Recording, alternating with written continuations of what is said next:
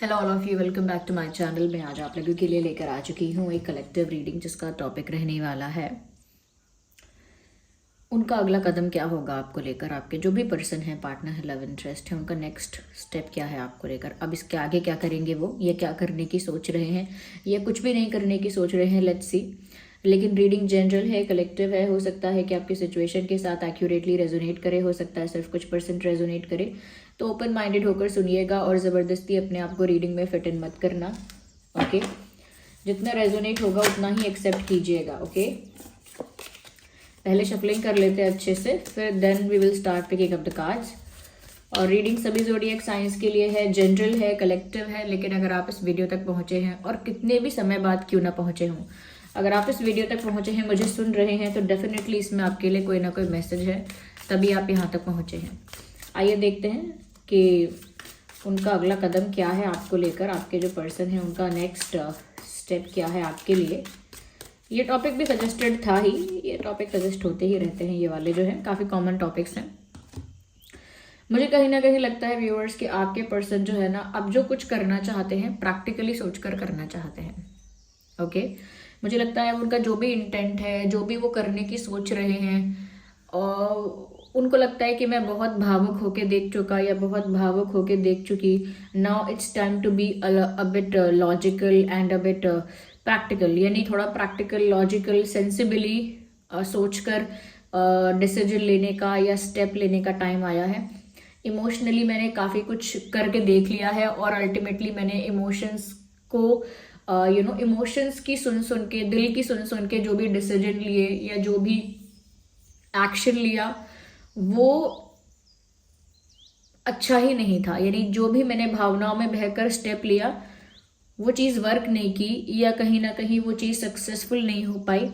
अब मैं सोचता हूँ, ये सोचती हूँ कि मुझे ना जो भी करना चाहिए, आगे जो भी एक्शन लेना चाहिए वो प्रैक्टिकली लेना चाहिए। यस, मुझे यहाँ पर ऐसा लग रहा है कि आप या आपके पर्सन टॉरस, वर्गो, कैप्रिकॉर्न भी हो सकते हैं। ओके, और मुझे लगता है व्यूअर्स कि आपके पर्सन इस बार काफ़ी कॉन्फिडेंट हैं, या करंटली काफ़ी कॉन्फिडेंट हैं कि अब वो जो भी करेंगे प्रैक्टिकली सोच के करेंगे, लॉजिकली सोच के करेंगे, और वो डिसीजन एकदम सही साबित होगा। क्योंकि उनका अब ये मानना है कि दिल से सोचे हुए उनके डिसीजंस बेकार रहे। जो भी दिल से सोच के उन्होंने डिसीजंस लिए, कहीं ना कहीं वो बैकफायर ज़रूर हुए हैं। मुझे यहाँ पर ऐसा भी लग रहा है कि कुछ बात ही आपसे करना चाहते हैं। अगला जो भी स्टेप लेंगे ये इसी के रिगार्डिंग लेंगे, इसी के करके कोई स्टेप लेंगे जहाँ पर ये आपसे कॉन्वर्जेशन चाहते हैं या आपको कुछ बताना चाहते हैं। ओके, कॉन्वर्जेशन, या they just want to say something to you, कुछ कहना चाहते हैं आपसे। और ऐसा लगता है कि ये कोई सेंसिबल बात, कोई मेच्योर बात आपसे कहना चाहते हैं। They want to make you understand something, जैसे कुछ समझाना चाहते हो, बहुत ही मेच्योरिटी के साथ कुछ समझाना चाहते हैं आपको, कोई बात बताना चाहते हैं आपको। Which means they want to talk to you, they want to convey something, कुछ कहना चाहते हैं। और जो भी वो कहना चाहते हैं वो बिल्कुल भी ऐसा नहीं है कि वो बिल्कुल भी इमोशनल बात नहीं है, ऐसा कह सकते हैं। ओके, तो ये जो भी अगला स्टेप लेने वाले हैं बहुत प्रैक्टिकली लेंगे व्यूअर्स, और मुझे लगता है आपको समझाएंगे भी, क्योंकि समझाना चाहते हैं। ये ऐसा कुछ समझाना चाहते हैं कि देखो मुझे प्रैक्टिकली सोचना पड़ेगा या मुझे लॉजिकली सोचना पड़ेगा, ताकि आप अगर समझ ना पाओ कि ये इंसान क्या हो गया, ये बिल्कुल इमोशनली नहीं सोच रहा है, तो ये आपको समझाना भी चाहते हैं कि क्यों मैं लॉजिकली सोच रही हूँ या सोच रहा हूँ। क्या बात है, messenger of water, messenger of earth, क्या बात है। मैसेंजर्स के कार्य यहाँ मुझे बहुत नजर आ रहे हैं। मुझे लगता है व्यूअर्स बिकॉज क्योंकि उनके दिल में आपके लिए फीलिंग्स हैं, लेकिन वो दिल से सोचना नहीं चाहते, और दिल से अगर कुछ महसूस करते भी हैं तो फिर भी दिल की सुन के डिसीजन लेना नहीं चाहते। तो मुझे ऐसा लगता है कि इन्हें आपको कोई बात समझानी भी है, लेकिन उसके साथ साथ अपना प्यार भी कन्फेस करना है। ओके, कुछ ऐसी बातें जो इमोशनल हैं। अब ज़रूरी नहीं है कि फीलिंग्स या अपना प्यार कन्फेस करना ही एक इमोशन है, कि मैं किसी को बोलूँ मैं तुमसे प्यार करता हूँ, करती हूँ, तो सिर्फ यही है एक कन्फेशन, एक इमोशनल कन्फेशन, सिर्फ यही तो नहीं होता। इमोशनल कन्फेशन तो हर तरह का हो सकता है, बस उसमें भावुक बातें होनी चाहिए या वो भावनात्मक होना चाहिए। मुझे लगता है ऐसी ही कोई भावनात्मक बात ही आपसे कहना चाहते हैं और आपको समझाना चाहते हैं कि क्यों उनको अब थोड़ा प्रैक्टिकल होना पड़ेगा, क्यों उनको थोड़ा सा लॉजिकली सिचुएशन को डील करना पड़ेगा।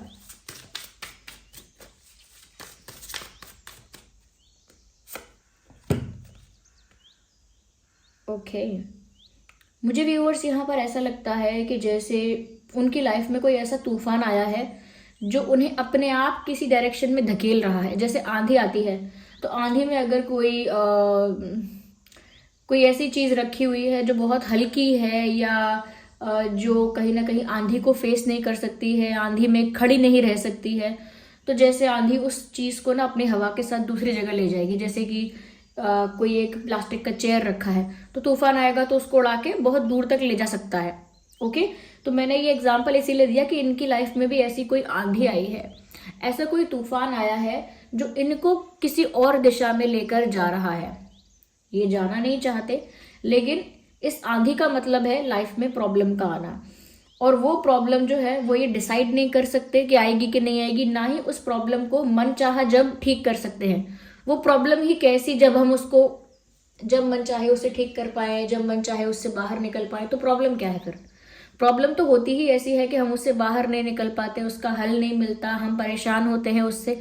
तो मुझे लगता है वही आंधी इनकी लाइफ में आई है, यानी वही प्रॉब्लम इनकी लाइफ में आई है जो इन्हें एक दिशा में ढकेल रही है, यानी कि एक सिचुएशन में लेके जा रही है, और ये उसके बारे में कुछ नहीं कर सकते। जबकि ये जाना नहीं चाहते, जाना नहीं चाहती, या ऐसा कुछ करना नहीं चाहते।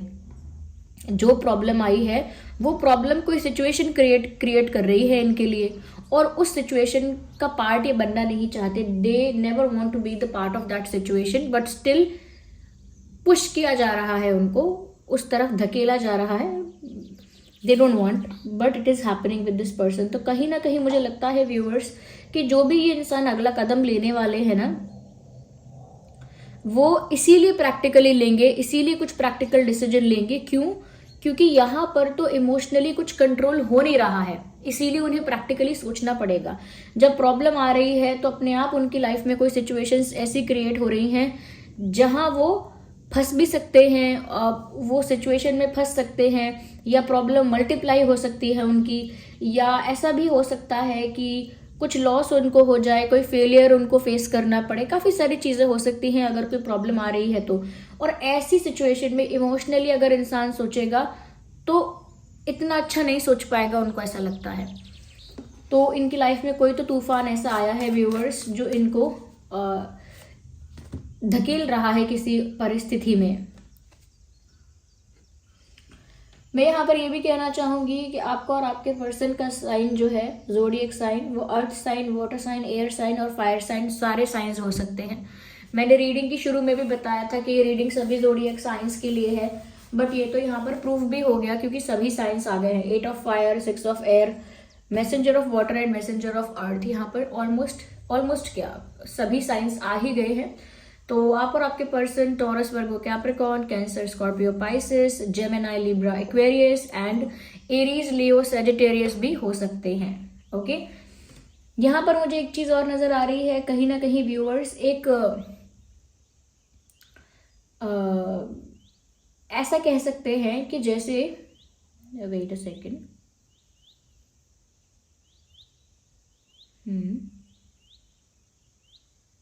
यहाँ पर मुझे ऐसा लगता है व्यूअर्स कि ये जो इंसान है ना, ये थोड़ा डिस्कनेक्ट करने की सोच रहे हैं दुनिया से, आउटर वर्ल्ड से।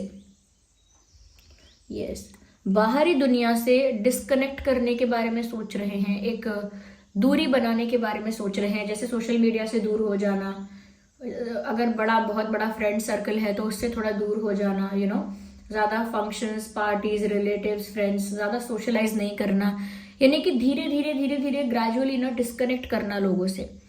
ऐसा नहीं है कि आपके साथ डिस्कनेक्ट करने के बारे में सोच रहे हैं, लेकिन आउटर वर्ल्ड से या जितना भी उनका सोशल सर्कल है उससे कहीं ना कहीं डिस्कनेक्ट करने के बारे में सोच रहे हैं, मुझे ऐसा लगता है।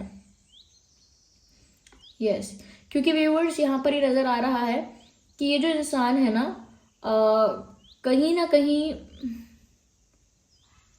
अपने आप को एक पीसफुल जोन में या अपने आप को एक आइसोलेशन में रखने की इच्छा रख रहे हैं। ऐसा लगता है कि उन्हें अपने आप को अकेला रखना है या उन्हें अपने आप को एक पीसफुल जोन में रखना है जहां पर वो शांति से कुछ सोच सके, कुछ डिसाइड कर सके, या जब तक बुरा वक्त नहीं निकल जाता तब तक वो थोड़ा सा क्वाइट रह सके, थोड़ा साइलेंट रह सके। देखिए, एक गाइडेंस है जो मैंने कहीं सुनी है, एडवाइस है कि जब आपका समय खराब चल रहा हो तो आपको अपना मुंह बंद रखना चाहिए, क्योंकि जब समय खराब है और आप कुछ ना कुछ उसमें अपना ऐड ऑन करते रहेंगे, कुछ ना कुछ बोलेंगे, कुछ ना कुछ बोलते रहेंगे, तो वो और प्रॉब्लम बढ़ा सकता है। इसीलिए ये कहा जाता है कि जब आपका समय खराब हो तो कितनी भी सही बात आपके दिमाग में क्यों ना आ रही हो, थोड़ा आप मुंह बंद रखो अपना। यहाँ पर भी ये आई थिंक यही करने की सोच रहे हैं कि समय ठीक नहीं चल रहा, कोई प्रॉब्लम आ रही है और वो प्रॉब्लम ये उसको इजीली इरेज नहीं कर सकते, मिटा नहीं सकते, सिर्फ इतना कर सकते हैं कि थोड़ा शांत हो जाए, थोड़ा जैसे शांत होके कहीं बैठ जाए इंसान और तूफान खत्म होने का इंतजार करे। उस तूफान में चलने फिरने का, वॉक करने का या कहीं आने जाने का ना सोचे, तब उसे हार्म ज्यादा होगा, तब उसे अफेक्ट ज्यादा होगा उस तूफान का, तब वो उसको ज्यादा परेशान करेगा वो तूफान। लेकिन अगर वो इंसान कहीं कोने में या कहीं शांति में, या शांति में तो नहीं मतलब कोने में और शांत चुपचाप कहीं बैठ जाए, शांत बैठ जाए, एक जोन में चुपचाप बैठा रहे, ज्यादा हलचल ना करे, ज्यादा दौड़ भाग ना करे, थोड़ा पीसफुली क्वाइटली कहीं बैठा रहे और तूफान के थम जाने का या खत्म होने का इंतजार करे, that would be a better option.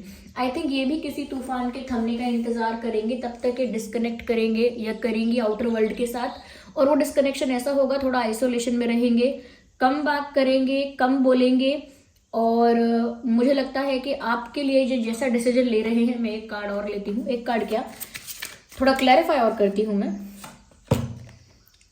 Beautiful, 2 of water. Viewers देखिए, जैसा डिसीजन आपके लिए ले रहे हैं ना, वो डिसीजन कहीं ना कहीं आप दोनों के लिए अच्छा होने वाला है, लेकिन शुरू में वो बात आपको समझ में नहीं आएगी। देखिए, ये कोई प्रैक्टिकल डिसीजन लेंगे और आपको लगेगा कि ये इंसान कितना दिमाग से सोच रहा है, इसने मेरी फीलिंग्स की कदर नहीं की या नहीं कर रही है, लेकिन वो आपको समझाना भी चाहेंगे, क्योंकि यहाँ पर ये भी है कि कुछ कन्वे करना चाहते हैं, कुछ बताना भी चाहते हैं जो इमोशनल है, समझाना चाहते हैं कोई इमोशनल बात। वो यही बात है कि वो समझाना चाहते हैं कि क्यों उनको कुछ प्रैक्टिकल डिसीजन लेना पड़ा। ये प्रैक्टिकल डिसीजन ऐसा हो सकता है जो आप पसंद ना करो, जो आप पसंद ना करो या आप अग्री ना करो, एक्सेप्ट ना करो उस प्रैक्टिकल डिसीजन को। तो व्यूअर्स यहाँ पर वो आपको ये भी समझाना चाहते हैं कि वो जो भी डिसीजन लेना चाह रहे हैं वो आप दोनों के लिए अच्छा ही है, आप दोनों को फ्यूचर में साथ कर पाएगा। वो अभी नहीं कर पाएगा तो फ्यूचर में कर पाएगा, क्योंकि 2 ऑफ वाटर मुझे यहाँ पर ऐसा लगता है जैसे कहीं ना कहीं वो भी आपसे उतना ही प्यार करते हैं जितना आप करते हो, वो भी आपके साथ उतना ही होना चाहते हैं जितना आप उनके साथ होना चाहते हो। लेकिन क्योंकि जब एक तरफ से प्रॉब्लम आ रही है तो उनको दिमाग का ही इस्तेमाल करना चाहिए, और जब तक चीज़ें ठीक नहीं हो जाती या शांत नहीं हो जाती तब तक उनको अपनी लव लाइफ में कुछ ऐसा नहीं करना चाहिए कि जो करंट प्रॉब्लम उनकी लाइफ में है वो दोनों क्लैश हो जाए। आप समझ रहे हो कि वो मुसीबत के टलने का इंतजार कर रहे हैं, और मुसीबत यहाँ किसी भी तरह की हो सकती है उनकी लाइफ में। जो प्रॉब्लम आई है वो family problem, financial problem, family में कोई हेल्थ इशू, उनका कोई हेल्थ इशू, या फिर कोई प्रोफेशन में कोई प्रॉब्लम, फाइनेंसेस में प्रॉब्लम, प्रोफेशन में प्रॉब्लम, ओवरऑल भी कहीं प्रॉब्लम हो सकती है सोशल लाइफ में उनकी। तो वो उसके टलने का इंतजार कर रहे हैं, लेकिन वो भी आपसे उतना ही प्यार करते हैं। इसीलिए वो जो भी डिसीजन लेंगे वो ये ध्यान में रख के ही लेंगे कि आप दोनों फ्यूचर में साथ हो पाए। मुझे लगता है ये कोई ऐसा डिसीजन ले सकते हैं कि वो कम बात करने का डिसाइड करेंगे कि मैं थोड़ा कम बात करूंगी, कम बोलूंगा, कम एक्सप्रेस करूंगा, जिससे आप थोड़े परेशान हो सकते हो कि ये इंसान कुछ बोल नहीं रहा है, चुप हो चुका है या चुप हो गई है, क्या हुआ है इसे, ये कितना मतलबी है, सेल्फिश निकला ये इंसान, इसने मुझसे बात करना ही बंद कर दिया, ये वो। तो आप थोड़ा जज कर सकते हो ज़्यादा। इसीलिए वो समझाना भी चाहते हैं कि वो फ्यूचर में सब कुछ ठीक करना चाहते हैं, लेकिन अभी के लिए वो थोड़ा शांत हो रहे हैं। मुझे लगता है व्यूअर्स ये इंसान आपके लिए बहुत इमोशनल है, ये बात सच है। और कहीं ना कहीं मुझे ये भी नज़र आ रहा है कि कि ये जो इंसान है ना बहुत सारे चीज़ों से घिरा हुआ है इस समय। यानी इनके आसपास बहुत सारे ओपिनियन हैं, इनके आसपास बहुत सारे लोग हैं, इनके आसपास बहुत सारी प्रॉब्लम्स हैं, बहुत सारी रिस्पॉन्सिबिलिटी है, कुछ ना कुछ है इनके आसपास जिससे ये घिरे हुए हैं। मुझे लगता है जब वो उससे बाहर आएंगे ना, तब वो ज़्यादा इंडिपेंडेंट और फ्री फील करेंगे। अभी ऐसा लगता है चारों ओर से उन्हें किसी चीज़ ने ना घेरा हुआ है। अब ये क्योंकि कलेक्टिव रीडिंग है, जनरल रीडिंग है, तो वो चीज़ें अलग अलग हो सकती हैं जिनसे वो घिरे हुए हैं, अलग अलग बातें हो सकती हैं वो। बट ये जो भी कर रहे हैं व्यूअर्स, फ्यूचर में आपके साथ होना चाहते हैं, इसीलिए कर रहे हैं। लेकिन अभी देखकर ऐसा लगेगा कि ये इंसान कुछ गलत कर रहे हैं, तो आपको थोड़ा सा इसमें अंडरस्टैंडिंग होना पड़ सकता है, क्योंकि वो आपसे अंडरस्टैंडिंग एक्सपेक्ट करेंगे, उम्मीद करेंगे आपसे कि आप थोड़ा अंडरस्टैंडिंग रहोगे उनके लिए। मुझे लगता है कि कहीं ना कहीं आप दोनों के बीच जो गिव एंड टेक है उसमें ऑलरेडी फ़र्क आ चुका है। यानी आप दोनों के बीच जो गिव एंड टेक होना चाहिए, जैसा जैसा कपल्स में या पार्टनर्स में होना चाहिए, वैसा गिव एंड टेक आपके बीच अब नहीं हो रहा है। यानी कि वो कुछ कहें फिर आप कुछ कहो, आप अपना प्यार एक्सप्रेस करो वो कुछ एक्सप्रेस करे, आप कोई बात शेयर करो वो कोई बात शेयर करे, एक इक्वल गिव एंड टेक होता है। आप एफर्ट लो, वो भी आपके लिए एफर्ट लें, तो वो गिव एंड टेक मुझे लगता है ऑलरेडी बंद हो गया है।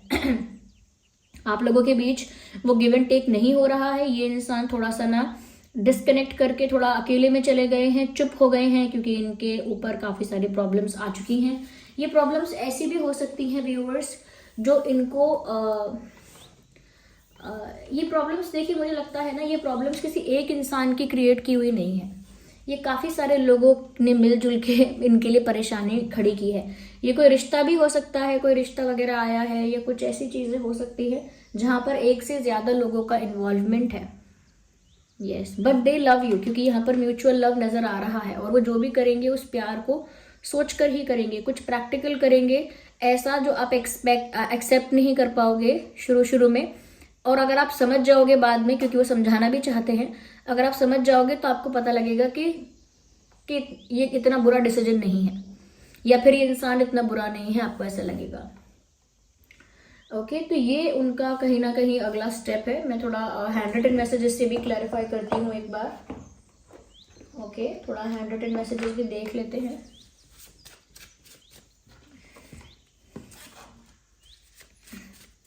अगर मैं इंपॉर्टेंट नंबर्स की बात करूँ, जो बर्थ डेट भी हो सकते हैं, कोई और स्पेशल डेट्स हो सकते हैं, तो वो है व्यूअर्स 6, 16, 26, 8, 18, 28, 2, 12, 22, 7, 17, 27, 4, 14, 24, okay, and 9, 19, 29, 3, 13, 23। ये कुछ इंपॉर्टेंट नंबर्स हो सकते हैं जो आपके लिए रेलेवेंट हैं। डेट भी हो सकते हैं, ये कोई स्पेशल डेट्स हो सकते हैं ये। ओके व्यूअर्स, और ignore all the background noise, ठीक है। We need one card, not these many, one card at one time. Okay, here we have come back. तो देखिए, वापस तो आपको पाना चाहते हैं, ओके, वापस पाना चाहते हैं, और आपकी लाइफ में भी वापस आना चाहते हैं। एक और कार्ड यहाँ पर आया है, loving you is a losing game. देखिए, आपको प्यार करना उनके लिए एक इजी कोई टास्क नहीं है कि आसान है, बहुत प्यार किया और हासिल कर लिया। कहीं ना कहीं आपको प्यार करना उनके लिए अपने आप में एक बैटल है, अपने आप में एक जंग है जो उन्हें जीतनी पड़ेगी आपको पाने के लिए। Okay, why do you look familiar. इससे ये भी पता लगता है व्यूअर्स कि आपका आपके पर्सन के साथ ऐसा रिश्ता है जो एक फैमिली जैसा हो गया है, ऐसा कंफर्ट आ गया है, एक ऐसी वाइब आ गई है, एक ऐसा ट्रस्ट आ गया है, एक ऐसी स्ट्रॉन्ग अटैचमेंट और कनेक्टिविटी है कि उस इंसान को ना आपको देखकर ऐसा नहीं लगता कि आप कोई पराये हो, दूसरे हो, कोई गैर हो, ऐसा नहीं लगता। उनको लगता है आप उन्हीं की फैमिली हो, आप उन्हीं के लाइफ का पार्ट हो, उन्हीं की फैमिली का पार्ट हो, उन्हीं का एक कंफर्ट जोन हो आप, उन्हें ऐसा लगता है आपको देखकर। और वो भी आपकी लाइफ में वापस आना चाहते हैं, या आपको अपनी लाइफ में वापस पाना चाहते हैं। लेकिन जैसा कि यहाँ लिखा है, loving you is a losing game, तो इतना आसान भी नहीं है ये कि सोच लिया और हो गया। आपको लगता होगा कि आपकी तरफ से क्या आसान है, क्या बड़ी बात है, लेकिन इनको लगता है कि अभी काफी कुछ फेस कर रहे हैं ये। This was the reading. I hope it was helpful for you. आप कमेंट करके बताइएगा ज़रूर. एंजल नंबर 777 यहाँ टाइप कीजिएगा आप और रीडिंग को क्लेम कीजिएगा. Okay, this was the reading. Thank you so much for giving me your precious time. Bye bye. Love you all. Take care.